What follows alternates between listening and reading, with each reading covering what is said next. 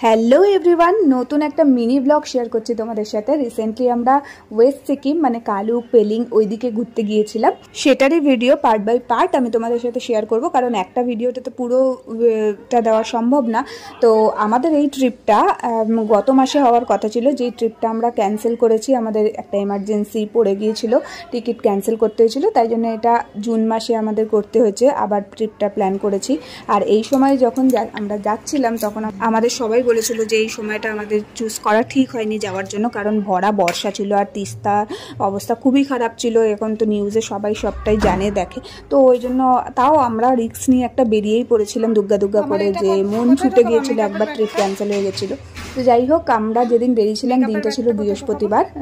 তো আর আমরা বাড়িতে সবাই যখনই যাই সবাই মিলেই যাই, ফ্যামিলির সবাই মিলেই গিয়েছিলাম। আর সাথে ছিল রিঙ্কি, অলি, ওরাও আমাদের সাথে প্রত্যেকটা ট্রিপেই যায়।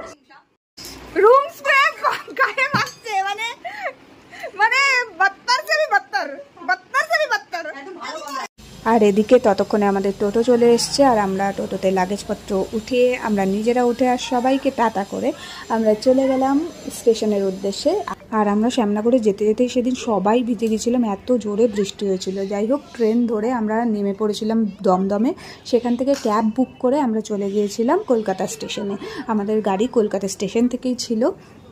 আমরা শ্যামনগর থেকে বেরোনোর সময় এটাই আমাদের মনে এসেছিলো যে আমরা বাড়ির থেকে বেরোতে বেরোতে এতটা বৃষ্টি পেয়েছি, 10 মিনিটের মধ্যে আমরা প্রায় পুরো ভিজে গেছি। তো আমাদের পুরো ট্রিপটাই হয়তো বৃষ্টির মধ্যে, আমরা এটা মেন্টালি প্রিপেয়ার হয়ে বেরিয়েছিলাম যে আমাদেরকে পুরো ভিজে ভিজেই হয়তো পুরো ট্রিপটা করতে হবে, কারণ ওই দিককার অবস্থাও খুব একটা ভালো ছিল না। বাট আমাদের কপালটা এতটাই ভালো, আমরা কিন্তু ওখানে একদিনও বৃষ্টি পাইনি।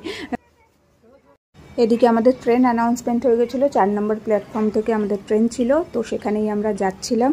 আর আমরা যে ট্রেনটায় গেছিলাম সেটা হচ্ছে গরিব রথ, কারণ আইন মোমেন্টে আমরা কোনো টিকিটই পাইনি, কারণ 1 মাস আগেই যেহেতু সব কিছু অ্যারেঞ্জ করতে হয়েছিল।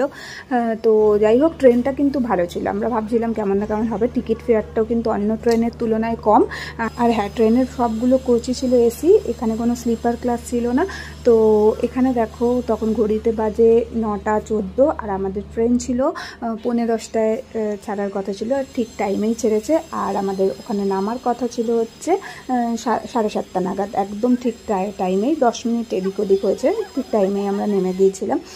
আর উঠে দেখলাম যে ভেতরটা তো বেশ ভালোই ছিল, আমাদের প্রথম খুব ভালোই লাগছিলো। বাট হ্যাঁ, একটাই প্রবলেম ছিল যে সার্ভিসটা ওখানে ঠিকঠাক দেয়নি, মানে টয়লেটগুলো ঠিকঠাক ক্লিন হচ্ছিল না। আর আমরা যেই কম্পার্টমেন্টটায় ছিলাম ওই কম্পার্টমেন্টের দরজাটা একটু মানে ডিস্টার্ব ছিল। এই দুটোই প্রবলেম ছিল, বাদ বাকি সব কিছুই ঠিকঠাক ছিল।